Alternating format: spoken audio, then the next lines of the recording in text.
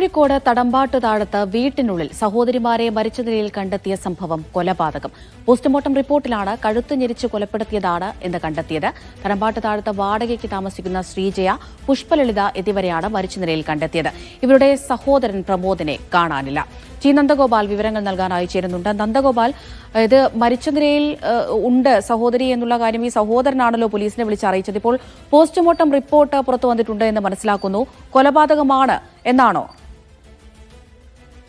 ഇത് കൊലപാതകമാണ് എന്നുള്ള കാര്യം വ്യക്തമായിട്ടുണ്ട്. ഇന്ന് രാവിലെയാണ് തടമ്പാട്ട് താഴത്ത് താമസിക്കുന്ന ശ്രീജയ, പുഷ്പലളിത എന്നിവരെ വീട്ടിനുള്ളിൽ മരിച്ച നിലയിൽ കണ്ടെത്തുന്നത്. ഇവരുടെ ഇളയ സഹോദരനായ പ്രമോദ് നേരത്തെ തന്നെ ബന്ധുക്കളെ വിളിച്ചറിഞ്ഞിരുന്നു സഹോദരിമാർ മരിച്ചു എന്നുള്ളത്. ഉടൻ തന്നെ ബന്ധുക്കൾ ഇവിടേക്ക് എത്തുകയും പരിശോധിക്കുകയും ചെയ്തപ്പോൾ 2 മുറികളിലായാണ് ഈ സഹോദരിമാരെ മരിച്ച നിലയിൽ കണ്ടെത്തുന്നത്. പക്ഷേ പ്രമോദിനെ അവിടെയൊന്നും കാണാൻ സാധിച്ചില്ല. പിന്നീട് ഫോണിൽ ബന്ധപ്പെടാൻ ശ്രമിച്ചെങ്കിലും ലഭിക്കുകയും ചെയ്തിട്ടില്ല.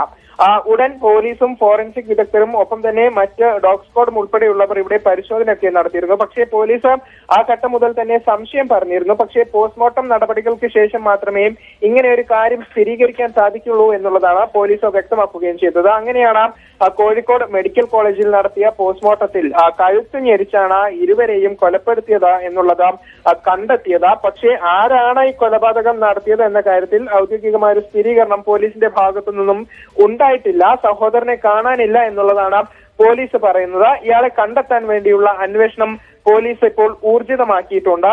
ടവർ ലൊക്കേഷൻ ഉൾപ്പെടെ പോലീസ് പരിശോധിക്കുന്നുണ്ട്. ഏറ്റവും ഒടുവിലായി നടത്തിയ പരിശോധനയിൽ ഫറോക്ക് ഭാഗത്താണ് പ്രമോദിന്റെ ടവർ ലൊക്കേഷൻ കണ്ടെത്തിയിട്ടുള്ളത്. പക്ഷേ കൂടുതൽ കാര്യങ്ങളൊന്നും തന്നെ പോലീസ് ഇപ്പോൾ പുറത്തു വിടുന്നില്ല. ഇയാൾക്ക് വേണ്ടിയുള്ള അന്വേഷണമാണ് നിലവിൽ പോലീസിന്റെ ഭാഗത്തു നിന്നും നടക്കുന്നത്. അതോടൊപ്പം നന്ദഗോപാൽ, ഇയാൾ ഈ സഹോദരിമാരോടൊപ്പമായിരുന്നു താമസം. ഇവർ തമ്മിൽ എന്തെങ്കിലും പ്രശ്നങ്ങളോ മറ്റോ ഉണ്ടായതായ നാട്ടുകാരോ കുടുംബക്കാരോ പറയുന്നുണ്ടോ? ഈ കാര്യത്തിൽ അയൽവാസികൾ ഒരു വിശദീകരണം നൽകിയിട്ടുണ്ട്. അതായത് ഈ സഹോദരിമാരും ഈ പ്രമോദും തമ്മിൽ യാതൊരു വിധത്തിലുമുള്ള പ്രശ്നങ്ങളും ഇല്ല എന്നുള്ളത് അയൽവാസികൾ തന്നെ പറയുന്നു. അവർ നല്ല സ്നേഹത്തിലാണ് കഴിഞ്ഞു പോന്നിരുന്നത്. ഒരുമിച്ചാണ് 3 പേരും താമസിച്ചിരുന്നത്. എന്താണ് സംഭവിച്ചത് എന്ന കാര്യത്തിൽ ആർക്കും തന്നെ ഒരു വ്യക്തതയില്ല.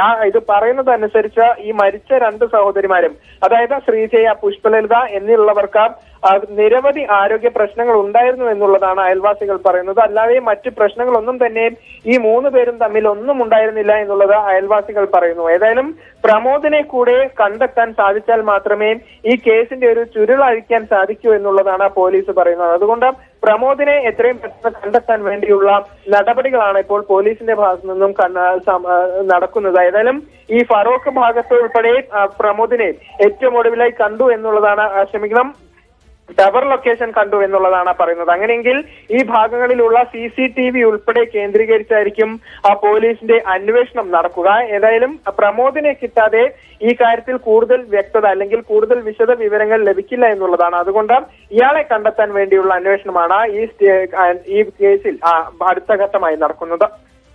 ശരി, ടി നന്ദഗോപാലാണ് വിവരങ്ങൾ നൽകിയത്.